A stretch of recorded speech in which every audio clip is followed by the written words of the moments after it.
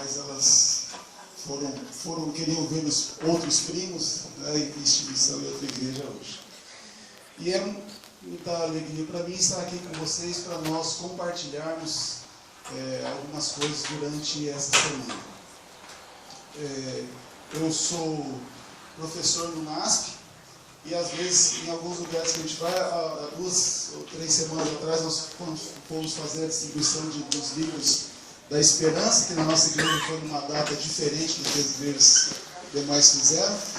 E uma irmã lá onde a gente foi distribuir o livro insistia em me chamar de pastor. Irmã, eu não sou pastor, eu não sou pastor, eu sou professor. Eu sou professor da Faculdade de Administração e Ciências Contábeis. E eu queria dizer para aqueles, se algum de vocês aqui está planejando estudar a faculdade, o NASP é um lugar para um jovem cristão estudar. Eu me lembro que quando eu estava fazendo a faculdade aqui em Campo Grande, na época na Uniderp, as dificuldades que a gente tinha com, por exemplo, a questão do sábado. Tem aula sábado, tem que assistir aula. Aí você ia. Um dia eu fui falar com o professor, professor, eu sou adventista. Ele falou assim, eu quero que os adventistas, e soltou um palavrão em seguida. E a gente passa por algumas dificuldades que eu vejo que os alunos que têm estudado na instituição adventista, como o NASP, no meu caso, no campus de Engenheiro Coelho, eles têm tido uma oportunidade diferente, de poder seguir a sua fé, e mais do que isso, ter a sua fé fortalecida ao estudar num ambiente cristão, com professores cristãos. E se os irmãos um dia tiverem a oportunidade de visitar o NASP, é um lugar bonito para se visitar também. Pelo menos lá em Engenheiro Coelho. O de São Paulo eu já não gosto muito, porque fica no meio de um barulho ali, mas a gente costuma falar que a gente mora no interior do interior. Porque a cidade mais próxima se chama Engenheiro Coelho, mas é uma cidade de 15 mil habitantes. Mas a gente não mora na cidade, mora a uns 5 ou 7 quilômetros da cidade. E é muito bom, Deus tem nos abençoado naquele lugar. Irmãos, eu não sei se os irmãos viram o cartaz, o Wendel me mandou por e-mail, está ali no fundo também, falando sobre o tema da semana de oração. E eu quero falar um pouco durante essa semana sobre as respostas de Deus à nossa oração. Quando você ora, você quer que Deus responda como? Na hora, de preferência. A gente fica olhando a oração de Daniel, quando Daniel começou a orar, já saiu a ordem e veio, opa, pois não, vamos lá, vamos conversar. E a gente queria oração assim, Senhor Deus. E aí, já respondeu ou não? A gente queria na hora. E mais, que resposta nós gostamos para a nossa oração? Sim. Claro, meu filho, é isso que você quer, eu vou te dar isso agora. Não é assim que a gente gosta de resposta de oração? É ou não? Sim, claro, meu filho, você vai ter aquilo que você quer. E desde que eu era pequeno na igreja, a gente ouvia, até na escola sabatina, que os professores da escola sabatina falavam assim, quando Deus responde, Deus pode responder sim, não, e talvez espere um pouco, que para mim, a gente tem que ser sincero, que a resposta de talvez ou espere um pouco é igual a não. Para mim é igual a não. Depois é quando? É igual você prometer um doce para uma criança. Eu vou te dar um doce depois para a criança não existe. Depois é muito longe. A gente quer agora. E às vezes nós nos apegamos a essa necessidade de receber uma resposta que nós consideramos positiva para a nossa oração. E só a resposta positiva é a que serve para nós. Aquela que é negativa a gente não quer. Mas, quando alguém diz não para a gente, isso é positivo ou é negativo? Os adultos são dissimulados. As crianças falaram rapidamente, é negativo. Não, é negativo. Não. vocês crianças que falaram que não é negativo, e quando sua mãe diz assim, eu não vou te bater, isso é negativo ou é positivo? Agora é positivo, né? Não é negativo mais. Parece que o não de vez em quando pode ser positivo, não pode? E quando os pais dizem para os filhos assim, não ponha a mão no fogo, é negativo ou é positivo? Mas começa com não começa? Mas é positivo. Não é ruim ou é bom? O não é ruim ou é bom? Pode ser ruim, pode ser bom. Irmãos, eu não sei se vocês viram, eu tinha pedido para o Eda colocar no cartaz, ele colocou lá, que antes do título está escrito assim, tem um símbolozinho, né, que o pessoal chama de hashtag, tem gente que chama aquilo de lasanha. Tá vendo? Lasanha. Não é bom falar isso nesse horário, né? Deixa para mais tarde. Hashtag SQN. O que quer dizer SQN? Tem gente que está gastando bastante tempo aí nas redes sociais, né? Tudo bem, não tem problema. Ou tem. O pessoal usa muito por aí esse SQN, que quer dizer só que não. E de vez em quando o pessoal conversando nas redes sociais, né, no Facebook, Twitter, WhatsApp. Obrigado. Isso. Estão vendo aqui? A hashtag, né, o nome certo disso aqui ninguém sabe. Eu vou falar para vocês. Um dia você conversando com os amigos, você vai falar que sabe, você vai parecer inteligente. Chama cerquilha. Esse símbolo, cerquilha, esse símbolozinho aqui. Mas o pessoal chama nas redes sociais de hashtag. Só que não. Para que o pessoal... Deixa aqui comigo, para que o pessoal usa só que não nas redes sociais? É para dizer uma coisa negativa. E aí, você vai lá na igreja? Eu vou. Só que não. Assim, você fala que vai, que é para dar uma esperança, né? Para dizer assim, eu já vi colegas falando assim, nossa, como eu gosto de você. Só que não. É quando você fica com uma esperança que é uma coisa boa, a pessoa diz, não, só que não. E eu quero falar com vocês essa semana de quando Deus diz para você, só que não. Ah, você quer muito isso? Quero. Só que não. E mais do que isso, irmãos, eu quero, durante essa semana, mostrar que, de acordo com a palavra de Deus, quando Deus diz, só que não, isso é bom. Isso é bom. Quando Deus diz não para você, isso é bom. Eu diria mais, isso é muito bom. Quando Deus diz não para você. Tem por aí uma frase que diz que quando Deus fecha a porta, abre uma janela. Ele abre uma janela. Já viram isso? Eu não concordo com essa frase. É por isso que eu gostei dessa figura aqui. Quando Deus fecha uma porta, Ele abre outra maior e mais larga. E mais importante, uma porta mais alta para você. É isso que acontece. Só que nós somos teimosos. Mas vamos conversar sobre isso um pouco essa semana.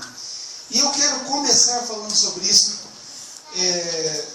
Um texto que eu gosto muito, gostaria de convidar os irmãos a abrirem a Bíblia no segundo livro de Samuel.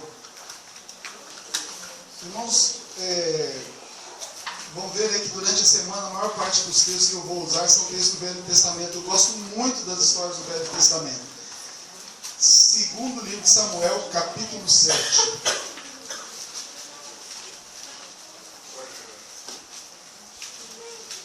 E nós vamos gastar algum tempo também durante a semana. Eu gosto de ler longos trechos da Bíblia aqui e é bom para a gente. E eu quero ler para vocês o que está nos primeiros. Vamos começar com os 3 primeiros versículos de 2 Samuel, capítulo 7, versículo 1, 2 e 3. Vamos ver o que é que Davi queria. Aqui está falando de Davi, um grande herói da Bíblia. Estando o rei Davi em seu palácio, e tendo-lhe dado o Senhor descanso de todos os seus inimigos em redor, disse o rei ao profeta Natã: olha, eu moro em um palácio de cedro, e a arca de Deus dentro de uma tenda. Disse Natã ao rei: vai, faze tudo quanto está no teu coração, pois o Senhor é contigo. Então Davi está tranquilo, falou, bom, estou tranquilo, vou fazer o que agora? Não sei se Davi era meio imperativo, tinha que sempre estar fazendo alguma coisa, eu acho que era, e se vocês verem durante a semana, tem um outro dia que nós vamos tratar de um trecho da história de Davi, e Davi falou assim, estou aqui, palácio bonito, mas a arca de Deus está numa tenda. E aí o profeta já entendeu o que Davi queria fazer. Davi queria construir um templo. Eu moro numa casa bonita, eu quero que Deus tenha uma casa bonita também. E aí o profeta falou assim, Davi, pode fazer. A sua ideia é boa. Sua ideia é boa. Irmãos, quando a gente está bem tranquilo, será que a gente pensa como Davi, coisa boa? Às vezes, e a gente sabe que a mente desocupada é a oficina do diabo, né? Que a gente, quando fica desocupado, começa a ter ideia errada. E Davi parece meio desocupado e ele começou a ter ideia boa. E aí, o que eu podia fazer? E ele começou a pensar nas coisas de Deus. Irmãos, é impressionante como Davi tinha essa característica de pensar nas coisas de Deus. E você vê que mesmo quando ele errava, e o livro de Salmos, aqueles que estão fazendo ano bíblico, cronológico, acabaram de ler o livro de Salmos, e o livro de Salmos, mesmo quando Davi pecava e ele errava, reconhecia, e ele ia e pensava nas coisas de Deus. Existe um livro chamado O Príncipe, de um autor chamado Nicolau Maquiavel. E tem gente que fala que Maquiavel só fala para as pessoas fazerem maldade. O que Maquiavel fala é o seguinte, ó, você é príncipe, você é rei em algum lugar, você tem que estar o tempo todo pensando na guerra, mesmo quando está no tempo de paz. E Davi, ele estava no tempo de paz e ele começou a pensar nas coisas de Deus. E ele pensou assim, eu devo fazer uma casa para Deus. E o profeta incentivou, falou assim, Davi, boa ideia, vai lá e faz isso. Mas aí, o que Deus disse? Só que não. Vamos ver o que o texto diz nos versos 4 a 10. Naquela mesma noite, porém, veio a palavra do Senhor a Natã, dizendo, vai e diz a meu servo Davi, assim diz o Senhor, edificarás tu uma casa para a minha habitação? Em casa nenhuma habitei desde o dia em que fiz subir os filhos de Israel do Egito até o dia de hoje, mas tenho andado em tenda e em tabernáculo. Em todo lugar em que andei com todos os filhos de Israel, falei porventura alguma palavra qualquer das tribos de Israel, a quem mandei apacentar o meu povo de Israel, dizendo, por que não me edificas uma casa de cedro? Agora, pois, assim dirás ao meu servo Davi, assim diz o Senhor dos Exércitos, eu te tomei da malhada de detrás das ovelhas, para que fosses o soberano sobre o meu povo, sobre Israel. Fui contigo por onde quer que foste, destruí os teus inimigos diante de ti. Fiz para ti um grande nome, como o nome dos grandes que há na terra. Preparei lugar para o meu povo, para Israel, e o plantarei para que habite no seu lugar, e não mais seja perturbado. Nunca mais os filhos da perversidade o aflijam como dantes. O que Deus disse para Davi? Não. Quer fazer um templo, né? Quero. Só que não. Você não vai fazer. E é interessante que a resposta de Deus às vezes parece para a gente assim meio forte. Deus fala assim, eu pedi para fazer templo? Eu já pedi para alguém fazer templo para mim?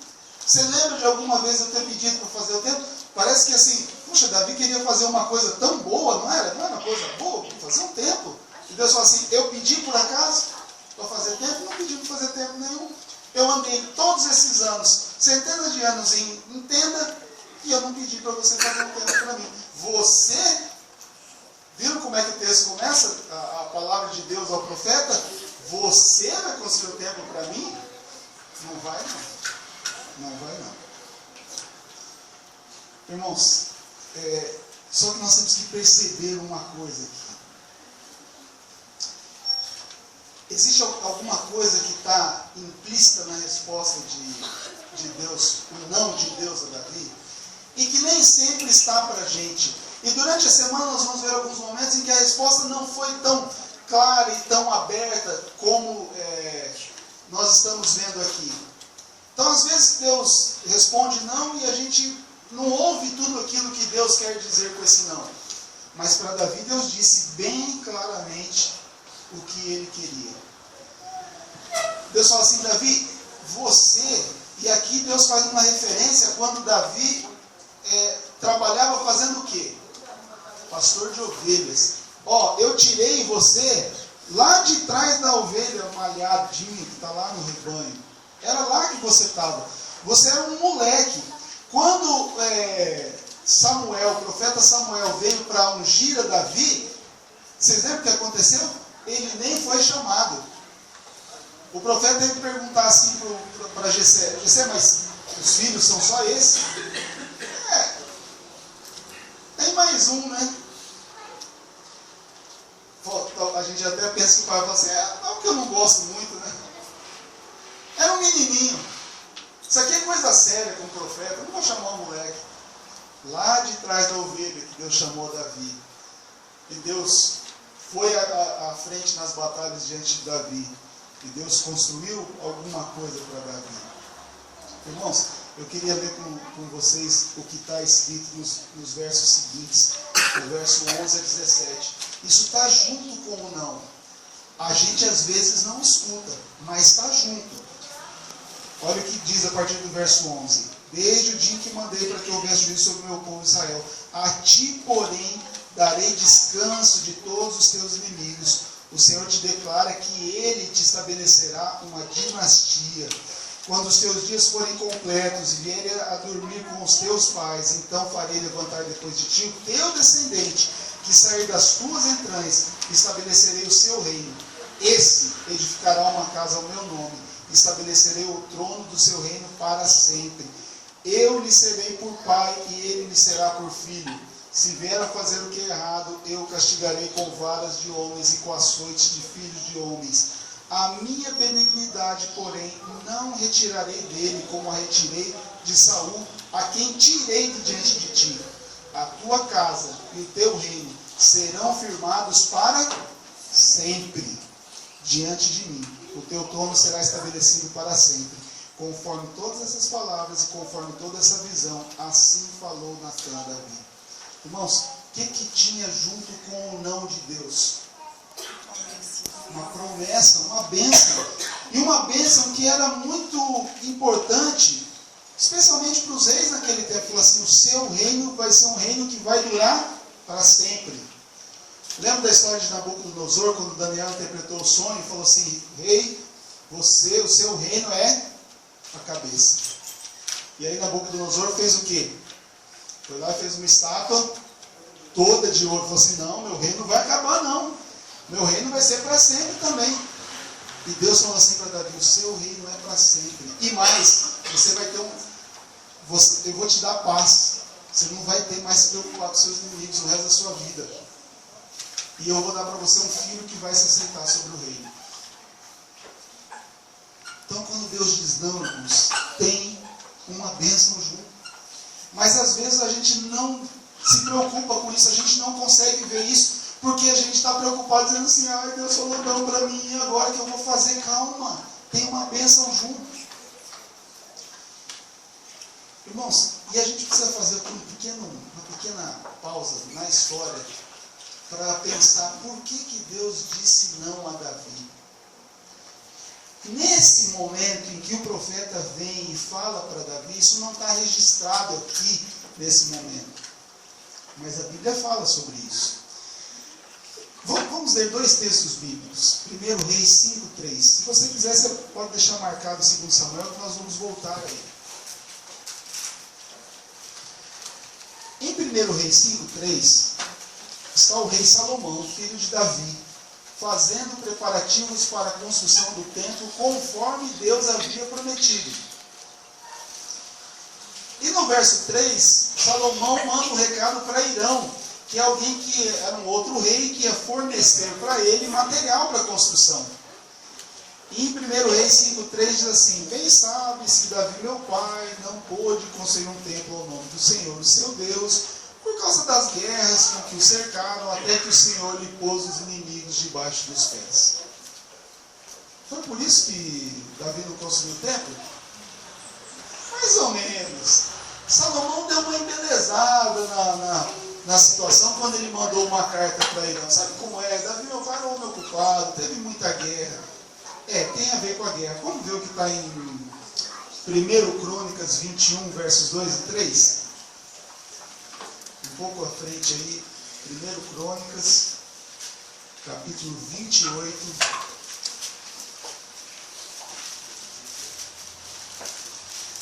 E nós vamos ver Davi contando por que ele não pôde construir o templo. 1 Crônicas, capítulo 28, versos 2 e 3. Vamos lá. Diz assim: pôs-se o rei Davi em pé e disse: ouvi-me, irmãos meus e povo meu. Em meu coração propus construir um templo de descanso para a arca da aliança do Senhor e para a estrada dos pés do nosso Deus. E fiz planos para o construir. Deus, porém, me disse: não edificarás templo ao meu nome, porque és homem de guerra e derramaste muito sangue. Irmãos, às vezes Deus não pode responder as nossas orações positivamente, porque às vezes nós somos homens de guerra. A gente faz muita confusão. E você pode até pensar assim: mas tem guerra dessa aí que foi Deus que falou para Davi fazer, não tem? Tem. E às vezes, por causa da vocação de Deus, do chamado que Deus faz para você, Ele não pode atender alguns dos pedidos que Ele tem, que você tem para com Ele. Porque às vezes Deus te chama para fazer uma coisa. E Deus chamou de fato Davi para conquistar os povos em redor e livrar o povo da idolatria. E Deus falou assim: agora você não pode construir o templo. A gente às vezes pensa que se eu fizer a vontade de Deus certinho, do jeito que Ele me pediu, depois Ele vai me dar tudo o que eu quero. Não é verdade. Existe, e os irmãos já devem ter ouvido por aí, uma tal de uma teologia da prosperidade. Faz as coisas da receita do jeito que é certinho e você vai ficar rico.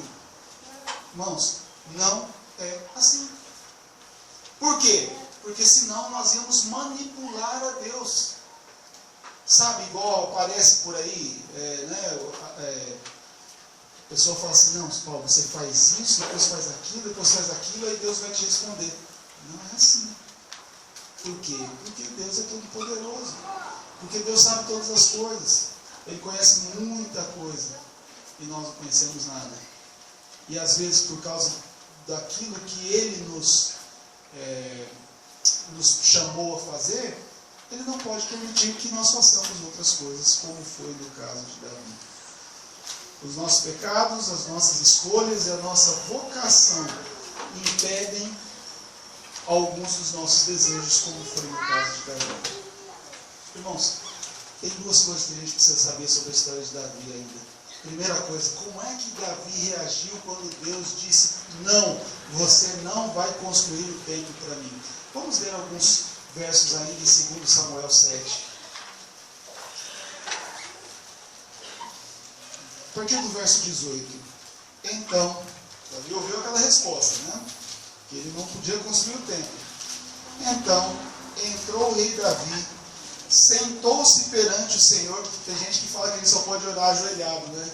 Davi puxou a cadeira e falou: Senhor, vamos conversar agora. Sentou-se perante o Senhor e disse: quem sou eu, Senhor Deus? E qual é a minha casa para me trazeres até aqui? E ainda isso foi pouco aos teus olhos, Senhor Deus, senão que também falaste da casa de teu servo para tempos distantes. Isso é instrução para todos os homens, Senhor Deus. Davi está dizendo assim: Senhor, todo mundo tem esse privilégio do Senhor falar da vida dele lá para frente, do que vai acontecer com a descendência dele. Que mais ainda te poderá dizer, Davi? Pois tu conheces bem o teu servo, ó Senhor Deus. Por causa da tua palavra, segundo o teu coração, fizeste toda essa grandeza, dando a conhecer a teu servo.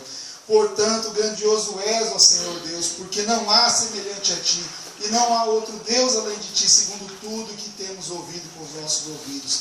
Quem há como teu povo, como Israel, gente única na terra, a quem tu, ó Deus, foste resgatar para ser teu povo, e para fazer a ti mesmo um nome, e a teu povo estas grandes e terríveis coisas para a tua terra, diante do teu povo, que tu resgataste do Egito, desterrando as nações de seus deuses, estabeleceste o teu povo Israel por teu povo para sempre, e tu, ó Senhor, te fizeste o seu Deus. Agora, pois, ó Senhor Deus, quanto a essa palavra que falaste acerca do teu servo e acerca de sua descendência, confirma para sempre e faze como falaste. Irmãos, qual foi a reação de Davi quando ouviu o não de Deus? Ele foi lá e agradeceu a Deus. Senhor, muito obrigado. Esse não é fantástico. Porque quando o Senhor me deu o não, o Senhor deu junto também uma promessa de coisas muito grandes, maravilhosas que vão acontecer na minha vida. Muito obrigado, Senhor, porque o Senhor me deu o não. Irmãos, quantas vezes você já agradeceu os não de Deus? Nós costumamos ser muito reclamões, sabe? Senhor, eu já pedi, eu fiz 40 madrugadas 3 vezes já, e o Senhor não respondeu ainda. E a gente reclama, Senhor, dá. E o Senhor fala não. E aí você ora de novo e Deus fala não. E você ora de novo e Deus fala não. E a gente faz o quê? Reclama. E Davi ouviu o não de Deus e falou: Senhor, muito obrigado. Esse seu não é maravilhoso demais. Irmãos, o que acontece depois? O que acontece depois disso? Vamos ver mais alguns versos bíblicos. Vamos ver 1 Crônicas 29.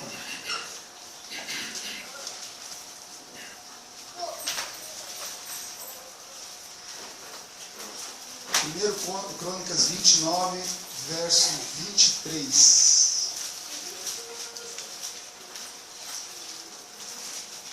Assim Salomão assentou-se no trono do Senhor como rei em lugar de Davi seu pai, prosperou e todo Israel lhe obedeceu.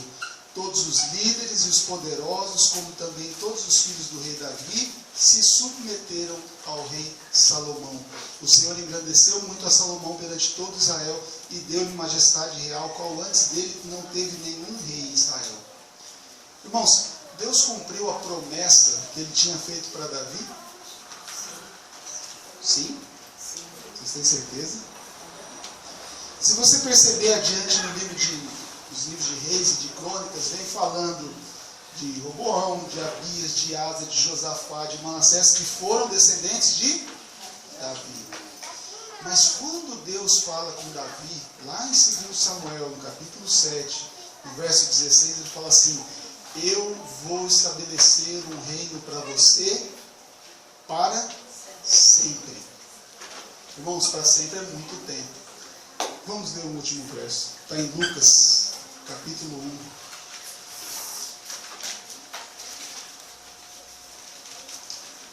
O Evangelho de Lucas tem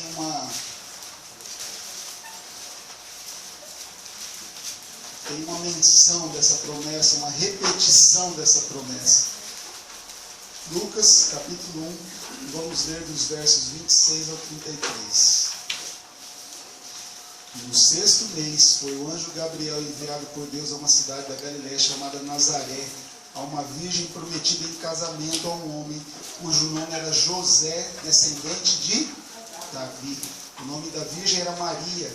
E aproximando-se dela, o anjo disse: salve, agraciado, o Senhor é contigo, bendita és tu entre as mulheres. Ela, porém, se perturbou muito com essas palavras e pensava: que saudação seria essa?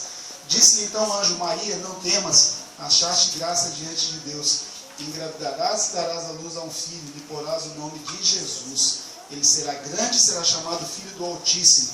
O Senhor Deus lhe dará o trono de Davi, seu pai. Ele reinará eternamente sobre o povo de Jacó, e o seu reinado não terá fim. Irmãos, conseguem vislumbrar o tamanho da promessa de Deus a Davi? O Messias foi chamado muitas vezes de filho de Davi. Filho de Davi. E esse filho de Davi é que vai trazer um reino eterno de paz para todos nós.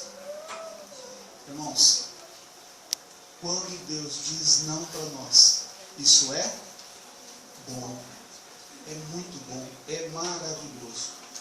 Porque Deus tem um plano para nós.